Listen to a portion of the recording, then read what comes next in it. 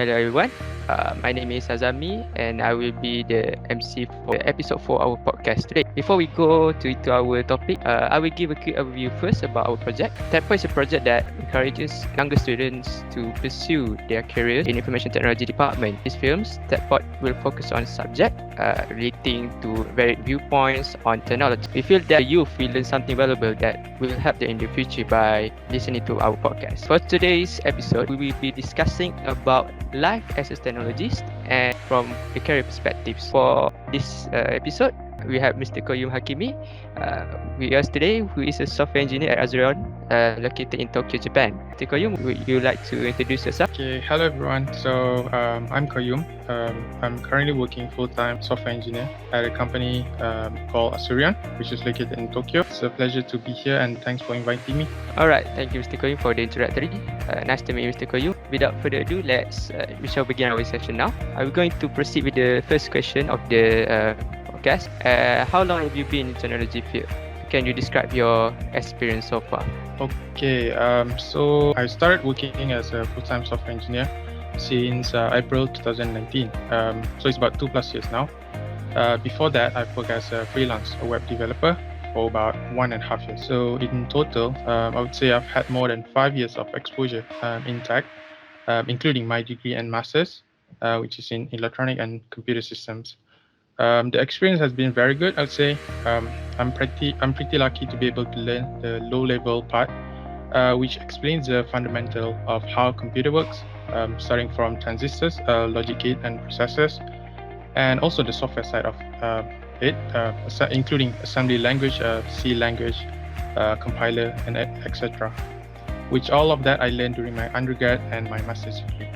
And now I'm involved more on the high-level side of things.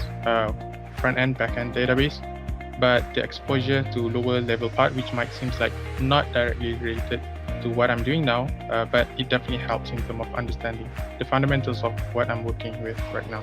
I see. That's some quite experience that you have, Mr. Qaiyyum. I'm really pleased to hear the experience you shared just now. I like the fact that you're able to learn a lot about tech from taking computer system and electronic engineering degree and master. You get to learn the fundamentals, the software side, etc. Let's say if I were able to compare my learning now with you, surely there's a long gap that I need to catch up with. But then I made myself initiatives to learn something that I did not get full grasp in class with online courses, specifically in web development, because I currently have a passion in that particular course, particular subject. And yeah, who knows if I'm able to learn it with you as well, or able to on projects together. I would love to be the part of it as well. Alright, for the next question, since you are an experienced technologist, you are currently being a software engineer, can you share some tips and insights on how to secure a job abroad like you, as you are working in Japan outside Malaysia? Thank you for your questions. Yeah, I think this is a very interesting question. First of all, I think I'm quite fortunate because I was given an opportunity to pursue my studies here in Japan. So technically, it's a lot easier for me to apply for jobs in Japan because I already live here. So in terms of visa, there's not much problem, and also because I already can speak the language, which is Japanese. But one thing that I realized after I started working here is that I've been able to meet a lot of foreigners, whether it's from Southeast Asia, Europe, or the US, who came to Japan and got a job here without even studying in Japanese university, or even without any Japanese knowledge. So from that experience, I've learned that actually the job market for IT or tech industry in Japan is very, very open to foreigners from all over the world. So I believe that is because they are trying to attract top talents from all over the world, and also because they are trying to create a more diverse working environment. So if you wish to experience working abroad, then I would definitely recommend to apply to company in Japan. And there's a lot of ways how to do that, whether through LinkedIn, company website, and there's even a specialized recruitment agencies who are able to help you to find jobs here in Japan. But also you need to be careful of scammers too. because, as we know, it's quite dangerous. So do your research and your background check first. Oh wow, I thought that securing a job abroad nowadays would be quite difficult for some people because we know that we always have that mindset that we want to work in foreign countries. The countries we put strict filtering process for us to get employed there, or we feel like scared to try new things in people's country. Personally, I also like to get employed in countries such as Japan as well, because to get employed in a country that currently emerged with different tech developments and stuff is a great honor. It's a great opportunity for me to explore the job perspective, their job market in Japan. As you say that in Japan they are trying to attract talent all around the world as well to create more diverse working environment. So thank you, Mr. Going, for the tips and insights of it. I will move on to the next question. As we know that technologies are always keep changing nowadays with the new frameworks, new environment, etc. But what is the factor, or why does technology nowadays keep evolving faster as we speak? From your perspective, from your opinion, do you find it difficult to catch up on the latest development? Yes, personally, I think it's very, very hard to catch up with the latest environment because one, in my personal opinion, one is because of the nature of how the industry works. So basically, big corporations in tech, they are all in the race for innovation. So companies such as Google, Amazon, or other famous FAANG company, they are at the frontier of innovation. So we can see that they frequently came out with new, shiny, and amazing technological innovations. So this is actually a very important part of their business model, which is to create an ecosystem with their product and services. And also, they are trying to establish themselves as the market lead. And also, they deeply understand what will happen if they don't innovate, which is if they don't, they will die. Because I believe they learn from those companies like Kodak or Nokia, and those stories actually gave reminder to them that if they are not agile and constantly innovating, they will end up like those companies. So it's a constant battle. So that's one reason why I think tech evolves very, very fast. And number two, I think it's because of the mindset and the culture of the people in the tech industry. This is something that I find unique, which is the people in tech. They are very, very passionate about what they do, and they are always thinking of how they can improve the current state of the industry. And that includes the dev experience, the tooling, the processes. And we can see like a lot of innovation and improvement that actually happens in the world actually started from IT or tech industries. So by understanding these contexts, for me personally, yes, I would agree that statement where it's not easy at all to catch up with the latest trend. So that's why it's very important to be very intentional in what we are learning and know our circle of competence. Example, I am very, very intentional with the things I'm learning. I know, for example, if I know that my job requires me to learn some any particular technology or framework, I will only try to focus and polish my skill only in that area and try as much as I can to ignore other things, because I know that if I am not being intentional, so there's always going to be something shiny out there that is going to distract. This is commonly known as shiny object syndrome. So we have to be careful of that because our time is very, very valuable. Right, indeed. I agree with your point of view statement from the answers just now. It's all about being aware of current development and competition. Also, I agree with you that you said something that without innovation, a company that runs their product or trans technology services will die. That you say that related to the Kodak story, which from the Kodak story we learn that it's important to be agile in whatever we do, so that we will be able to be in front with the others as well, and try our best not to be left behind. Also, we need to be, as you said just now, acknowledge of our circle of competency, manage our circle of competency well, so that the things that we do can be achieved in proper way, and we can with a manageable circle of competency, we can learn it by suitable levels of our understanding and progress. Although small progress, but as long as the progress matters, it's good for you. For the next question is that, um, what is your point of view on the industry needs for the fresh graduates nowadays? Very good question. Reflecting on my life as a student, and also from my own personal experience, so I've managed to compile a list of problems that students usually face nowadays. So number one would be a lack of soft skills or attitude. Example of that would be on how to work in a team, communication skills, how to communicate well, whether it's writing or speaking.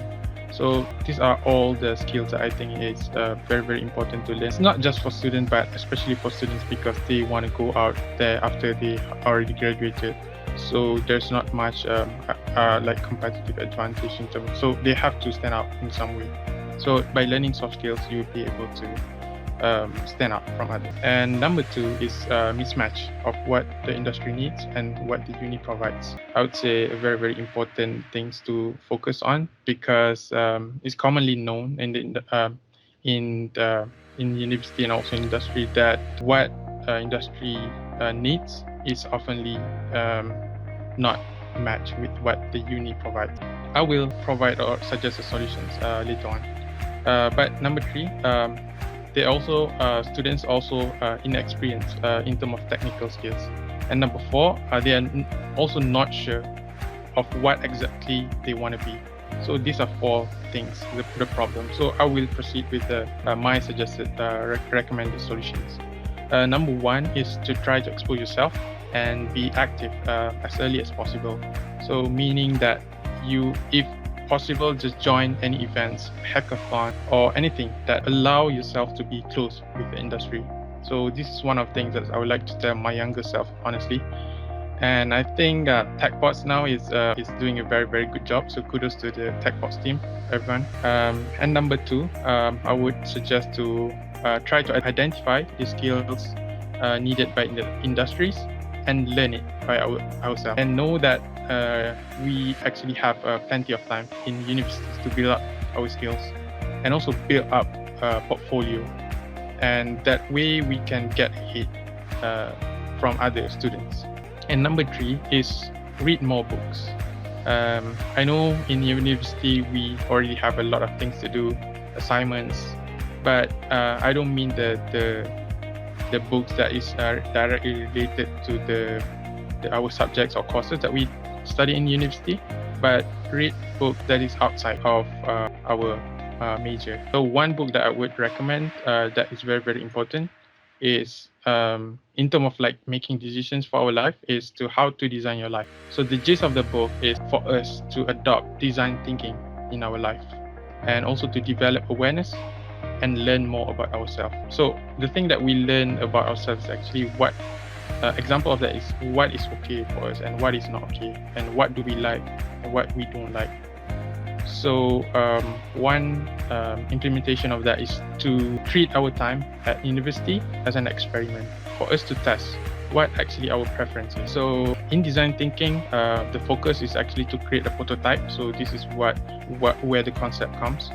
So that's basically the idea. Also, another thing is try to keep a diary or life log, so you can like kind of track what are the decisions that you are making in your life. The more that we actually know the thought process that we are making, so actually the more that we are able to know ourselves. Thank you, Mr. Koi, for your point of view about you give these problems and the solutions. Now, I think some of the problems that you said, there are a problem that specifically relates to me as well, which is specifically for the problem number two, which is a mismatch of what the industry needs and what it provides. But yeah, if we have a problem, we just cannot just sit back and let the problem make a bad shape of our life.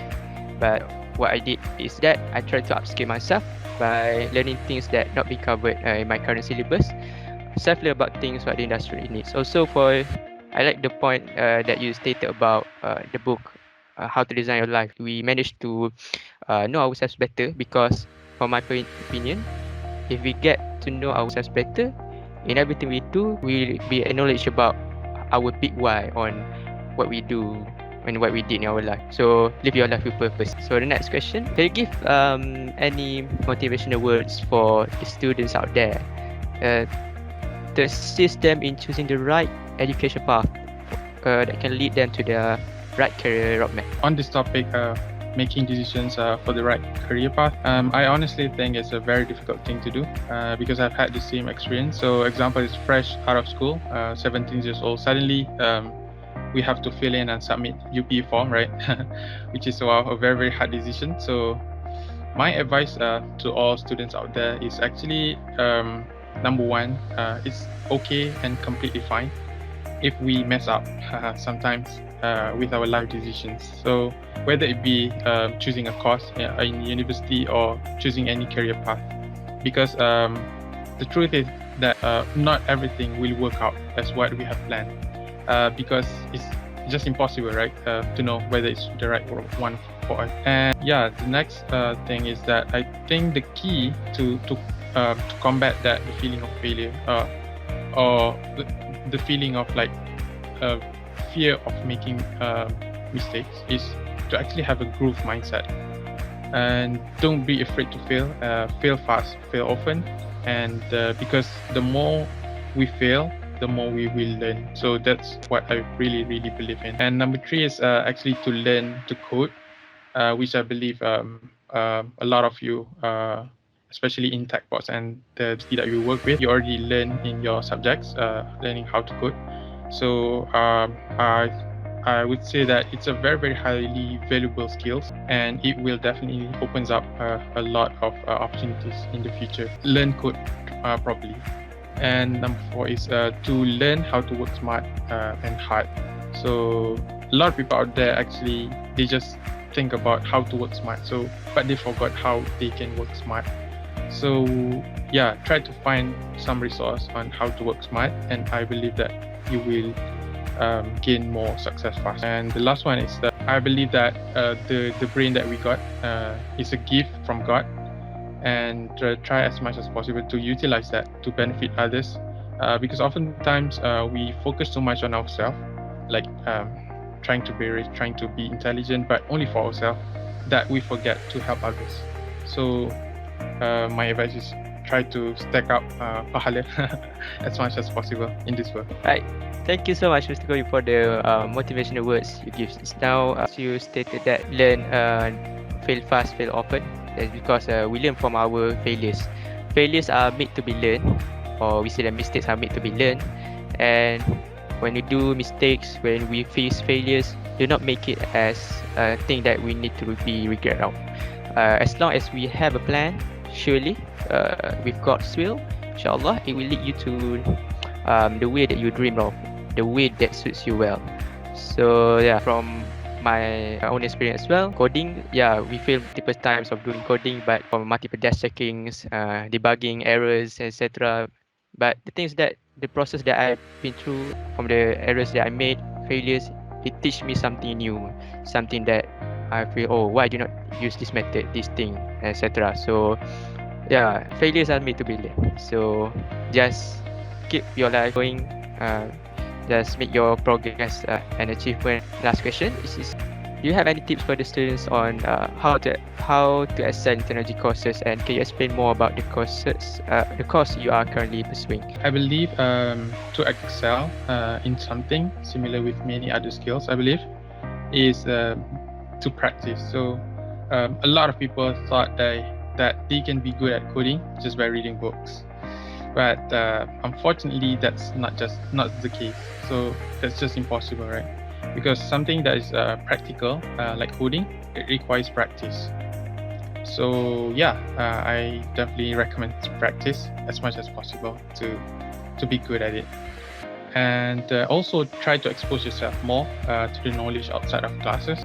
Explore open source code. So I think that my experience early on in my career, there's not much of this thing. I've not exposed much on the open source code. So I only learned the code base that it was given for me, or that is in my current company. So that is one thing that I think, hindsight, thing that I should do early on. So, and also try out things that not related to your major. And the next one is to don't be stingy, to spend your money on knowledge and treat it as an investment. So, for example, it's for every 1 ringgit you spend, you get 1,000 ringgit in return. So use that money to buy courses online, to buy books. Yeah, I think you will grow faster than other people, and also get a mentor if you can. A lot of people in the industry are very approachable, I believe, because they know how hard it is to be a student, and they are more than happy to help if we approach them in a correct way. This is important, don't forget, correct way. So, and the last one, my tips is to try to learn how to be effective and efficient learner. This is the one thing that I learned quite late. But the idea is this is actually called meta learning, learning about learning, right? So I learned it from this course called Learning How to Learn from Coursera.